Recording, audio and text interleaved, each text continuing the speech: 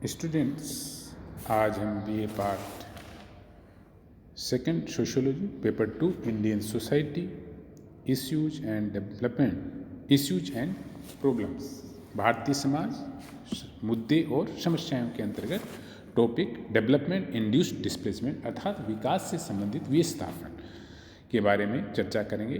पिछले वीडियो में हमने विकास से संबंधित विस्थापन टॉपिक को समझने के लिए दो कंसेप्ट समझना आवश्यक है, कंसेप्ट ऑफ डेवलपमेंट और कंसेप्ट ऑफ डिस्प्लेसमेंट।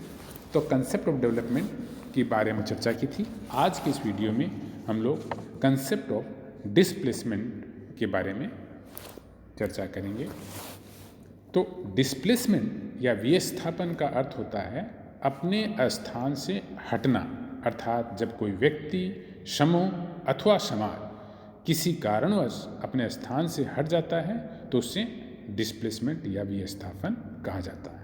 उदाहरण के लिए जब बड़े बड़े बांध बनाए जाते हैं, जैसे भाखड़ा नांगल, टिहरी बांध, सरदार सरोवर व बिशलपुर आदि, तो उसमें डूबत क्षेत्र में आने वाले गांवों को अन्यत्र बसाया जाता है। मतलब जो उसके आसपास में जो डूबने वाले क्षेत्र में गांव आते हैं, उन गांवों को, पूरे गांवों को ही दूसरी जगह बसाया जाता है।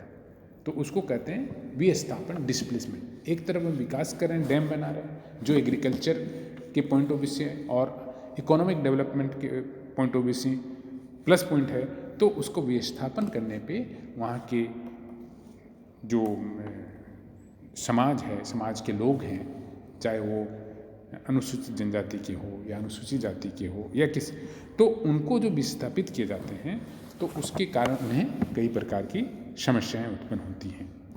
विस्थापन कई कारणों से हो सकता है, डिस्प्लेसमेंट कई कारणों से, जैसे प्राकृतिक कारण से भी हो सकता है, नेचुरल कोज, जैसे बाढ़ आ जाए, भूकंप आ जाए, उस कारण भी होता है। आर्थिक कारण, राजनीतिक कारण से भी, आतंकवाद, टेररिज्म, अर्बनाइजेशन, नगरीकरण, इंडस्ट्रियलाइजेशन, औद्योगिकरण आदि, जिनका हम उल्लेख करेंगे। प्राकृतिक कारण क्या हो सकते हैं? जैसे प्राकृतिक आपदाएं, नेचुरल डिजास्टर मैनेजमेंट के अंतर्गत ये बताया जाता है कि भूकंप या महामारी, बाढ़ आदि के कारण लोग गांवों से नगरों की ओर अथवा नगरों से गांवों की ओर विस्थापन करते हैं। भूकंप के कारण गुजरात में हजारों लोगों के घर उजड़ गए और उन्हें अन्यत्र विस्थापित करना पड़ा। कई बार हैजा, प्लेग, मलेरिया आदि के कारण लोग एक स्थान से दूसरे स्थान पर विस्थापित हो जाते हैं।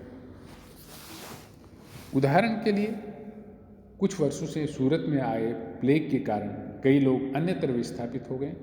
इसी प्रकार से भारत में आए दिन बिहार, उड़ीसा, असम आदि क्षेत्रों में बाढ़ आती रहती है। इससे अनेक गांव और घर उजड़ जाते हैं और उन्हें रहने के लिए सुरक्षित स्थानों में भेजा जाता है। इस प्रकार से समुद्री तूफान के कारण भी तटीय क्षेत्र में रहने वाले लोगों को तूफान से बचाने के लिए अन्यत्र रहने के लिए जाना पड़ता है। जैसे 2020 में भी उड़ीसा और वेस्ट बंगाल में तूफान आया, उस कारण वहाँ के लोगों का डिस्प्लेसमेंट हुआ। उनके जीवन रक्षा के लिए उन्हें सुरक्षित स्थान पर पहुँचाया गया। आर्थिक कारण, निर्धनता एवं बेकारी के कारण भी लोगों को एक स्थान से दूसरे स्थान पर रहने के लिए जाना पड़ता है। गांव में रोजगार उपलब्ध न होने के कारण लोग गांव छोड़कर नगरों की ओर प्रस्थान करते हैं, क्योंकि नगरों में आय के अनेक स्रोत होते हैं, अतः उनका वहां गुजारा संभव हो जाता है।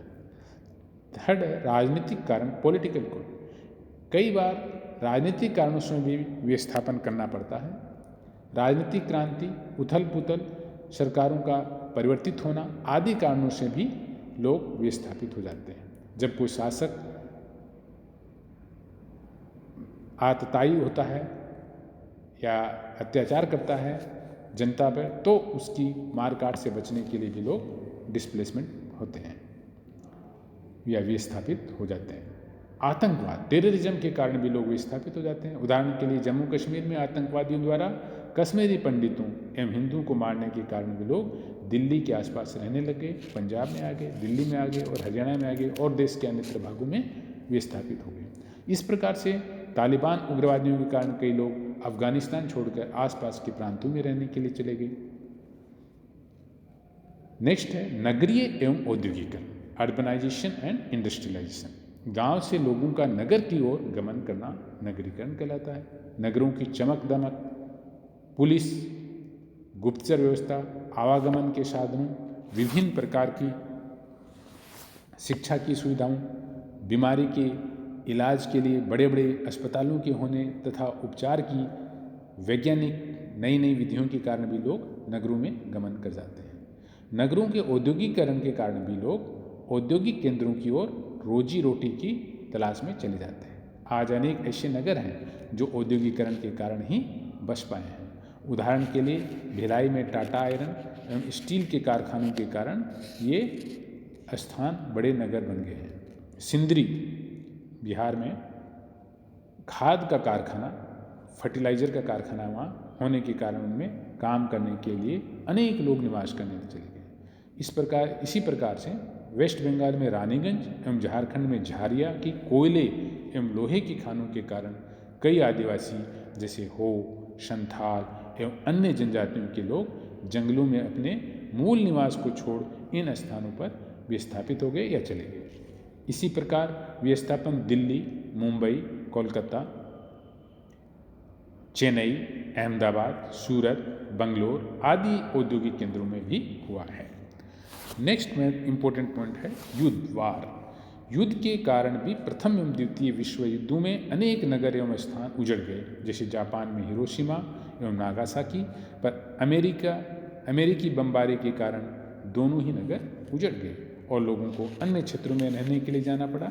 आज भी देखिए जापान में हिरोशिमा और नागासाकी में जो बमबारी हुई उसके कारण रेडिएशन जो वहाँ हुआ, उस रेडिएशन का वहाँ के जनरेशन और वहाँ के आसपास के जनरेशन पे आज भी प्रभाव पड़ता है और लोगों में वहाँ के जो हेल्थ पॉइंट पे भी उनका हेल्थ सही नहीं होता। इतने साल के बावजूद भी तो वहाँ के लोगों को वहाँ से दूर किया गया। लेकिन दूर होने के बावजूद भी, डिस्प्लेसमेंट के बावजूद भी उन्हें अभी कई प्रकार की जो है हेल्थ से रिलेटेड समस्या